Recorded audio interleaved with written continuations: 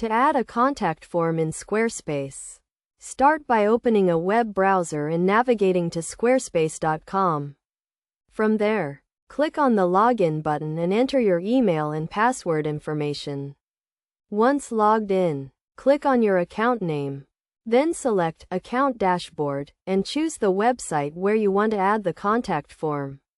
Select a page to edit, and you will see various options such as website, selling, invoicing, contact, donations, scheduling, marketing contacts, and analytics. However, you're looking for the Edit button.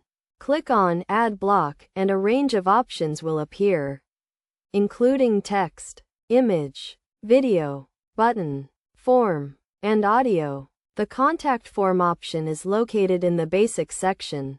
Once you've added the form block, it will automatically include fields for first name, last name, email, subject, and message. You can edit these fields and customize the design to ensure it meets your needs.